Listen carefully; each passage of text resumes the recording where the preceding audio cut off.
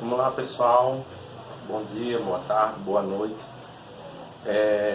Nós vamos para a aula de número 3 de trigonometria e é específica, no nosso caso, lá para o segundo ano. Tá? Nós já estudamos a parte de trigonometria num triângulo retângulo, especificamente o triângulo retângulo. Hoje a gente vai ver uma trigonometria um pouco mais específica, apesar de que trigonometria no triângulo retângulo já é bem específica, certo? Hoje nós vamos estudar trigonometria num triângulo qualquer. Só que antes da gente começar a aula, mais uma vez eu queria pedir desculpa, né, por alguma falta de qualidade, né? Iluminação, áudio, só queria avisar que tá uma chuva muito gostosa, tem esse barulhinho aí, talvez incomode, tá bom? Como eu estava dizendo, então a trigonometria num triângulo qualquer. Nesse caso, pelo fato de estar utilizando aí o termo qualquer, né, já dá a entender mais ou menos que nós vamos trabalhar em outros tipos de triângulos. Só que eu queria lembrar sobre triângulos, tá? Um pouquinho sobre triângulos.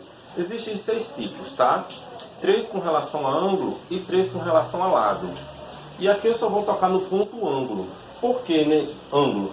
Porque o nosso assunto ele está voltado para ângulo. Então a gente vai falar sobre os 3 aqui, ó.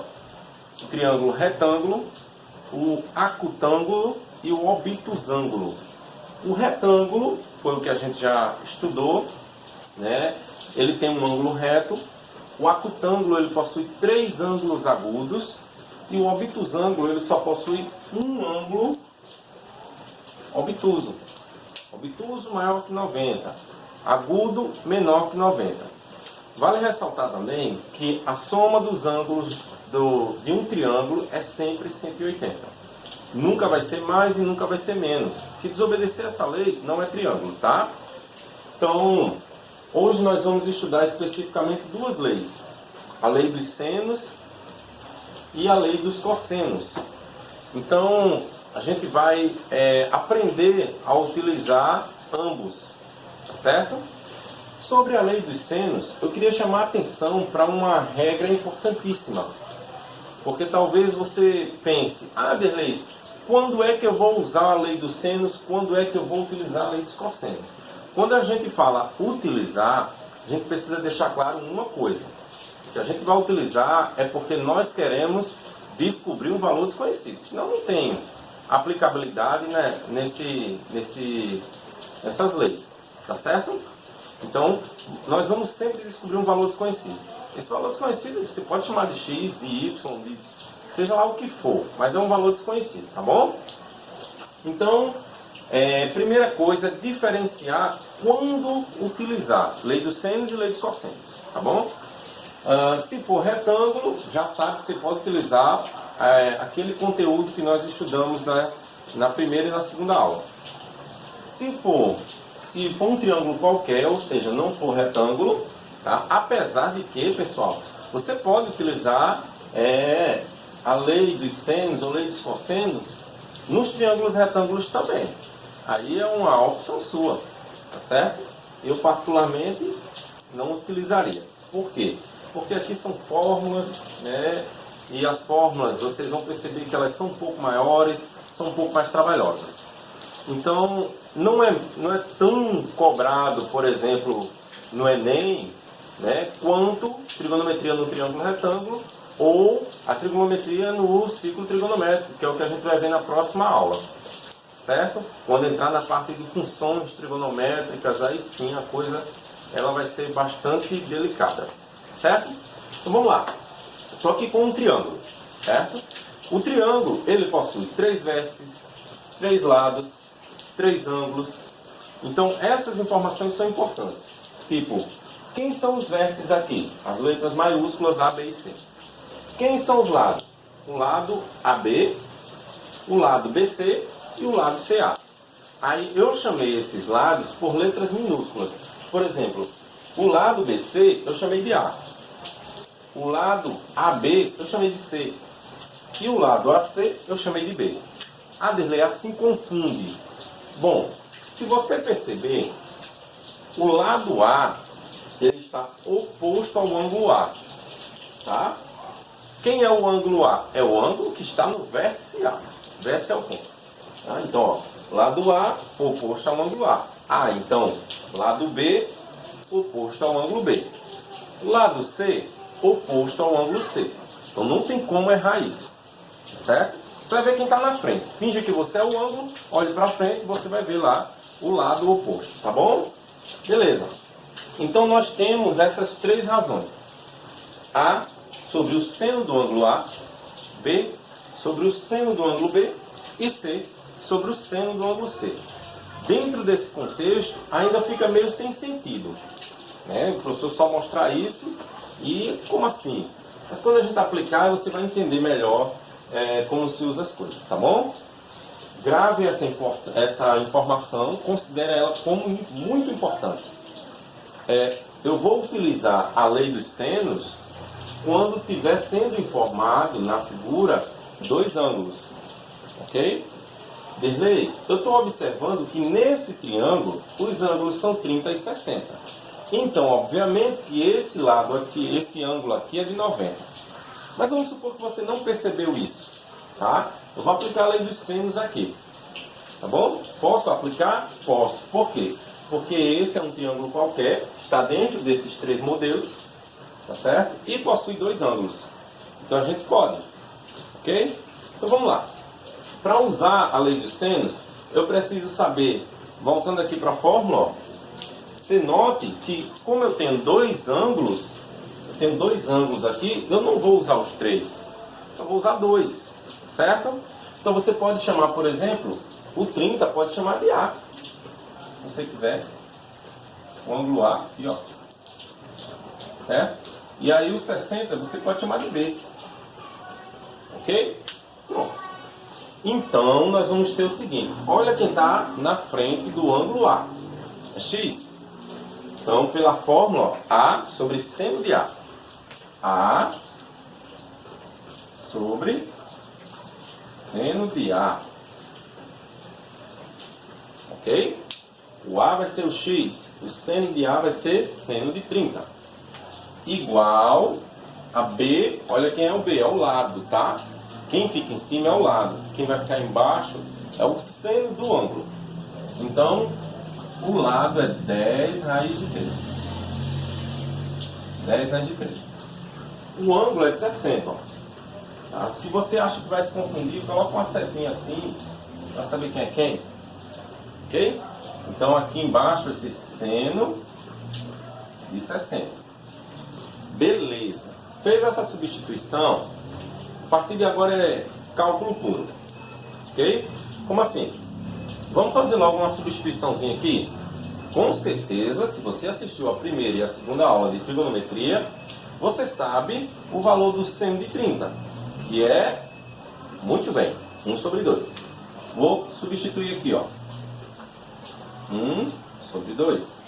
Legal, ó. Embaixo do x eu coloquei 1 sobre 2, que é o seno do 30. Aqui o 10 raiz de 3. Você já vai procurando o valor do seno de 60, que é o quê? Isso, raiz de 3 sobre 2. Agora entra a matemática e uma das partes mais gostosas do... Bom, e aí como eu estava dizendo, a melhor parte da matemática é aquela em que você não tem trabalho nenhum e consegue achar a solução do problema.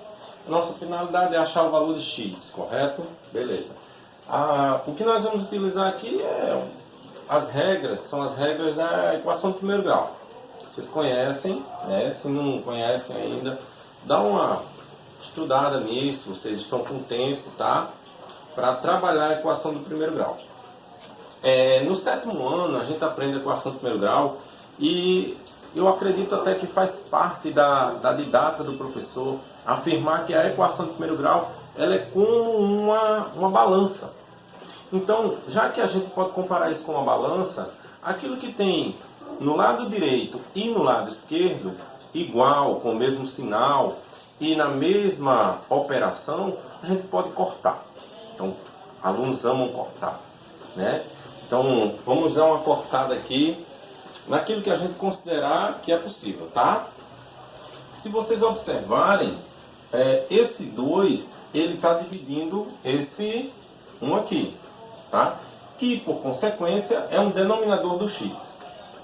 Esse 2 está dividindo essa raiz de 3 aqui, que, por consequência, é o denominador, tudo isso, do 10 raiz de 3. Então, esses dois valores são iguais e estão realizando a mesma operação. Logo, nós podemos fazer isso. Cortar. Bom? Após o corte, veja com que nós ficamos. X sobre 1, tá? E 10 raiz de 3 sobre raiz de 3. Tá. Mas existe um outro tipo de corte que aqui também caiu como uma luva. Esse corte acontece nas frações. Esse corte só é possível, inclusive tem muito aluno que tem dúvida nisso, sabe? No que cortar, no que pode ser cortado e no que não pode ser cortado. Vocês estão percebendo que nessa fração aqui, ó, 10 raiz de 3 é o numerador, raiz de 3 é o denominador. Eles formam uma fração. Entre o 10 e o raiz de 3, a operação é multiplicação. Quando o número está colado na raiz, eles estão multiplicando. Então, nessa situação, você pode fazer esse corte. Tá bom? Então, a gente vai cortar essa raiz de 3 com a raiz de 3 aqui de baixo. Quando eu corto, eles somem, tá? Então, esse 1 aqui é elemento neutro. O que é um elemento neutro? É aquele elemento que eu não sou obrigado a colocar. Então, ele não desapareceu, tá? Eu só não sou obrigado a colocar. Então, a gente vai ter um x. Vou ajeitar mais esse x aqui. Vai ter um x e vai ter só esse 10. Logo, o valor que a gente estava querendo encontrar aqui nesse triângulo equivale a 10. Beleza? A gente vai praticar isso depois, tá? Eu vou mandar exercício para vocês e aí vocês vão trabalhar isso, tá bom? Vamos para a lei dos cossenos. A lei dos cossenos ela é um pouco mais pesada. E por que ela é mais pesada? Porque a fórmula dela requer uma substituição de valores, uma quantidade de substituição maior, tá? Mas eu queria chamar uma atenção, tanto como eu chamei a atenção aqui para a lei dos senos, eu vou chamar para a lei dos cossenos, que é quando você utiliza a lei dos cossenos. Você utiliza a lei dos cossenos quando você tiver apenas um ângulo, ok? Então, se tiver dois ângulos, lei dos senos. Se tiver um ângulo, lei dos cossenos, tá bom? A lei dos cossenos, a gente tem que ter dois valores e uma incógnita. Senão não vai ser possível utilizar a lei dos cossenos, tá? Dois valores e uma incógnita. Fora que tem que ter um ângulo também. Então, por isso que a lei dos cossenos é um pouquinho mais trabalhoso. Ok? Eu vou ficar do lado esquerdo, porque eu sou canhoto. Tá? Então provavelmente vocês não vão me ver. Mas o que importa não é me ver, e sim o cálculo. Tá? Então a gente vai perceber o seguinte. Vamos trabalhar primeiro em forma de comparação. Olha a fórmula aqui. Certo? Vamos trabalhar em forma de comparação. Compare esse triângulo com esse triângulo aqui. E aí você vai perceber quem é quem. Por exemplo, o ângulo alfa é o ângulo de 60. O x é o x. O A é 5 e o B é 4. Eu tenho tudo isso aqui nessa fórmula. Então eu já vou substituindo e vocês vão ver a coisa grande que vai ficar aí. Tá? Vamos lá. Ó. Nós vamos ter aqui o x ao quadrado. O A, como eu disse anteriormente, é 5. O B é 4. Olha esse menos. Olha esse 2. Olha o A, que é 5. Olha o B, que é 4. E aqui, cosseno do ângulo. Cosseno de alfa. Quem é o nosso alfa? 60. Então, cosseno de 60. Já vai na tabelinha, viu? Cosseno de 60. Então, vamos resolver isso aqui. 5 ao quadrado, pelo amor de Deus, não é 10. É 25.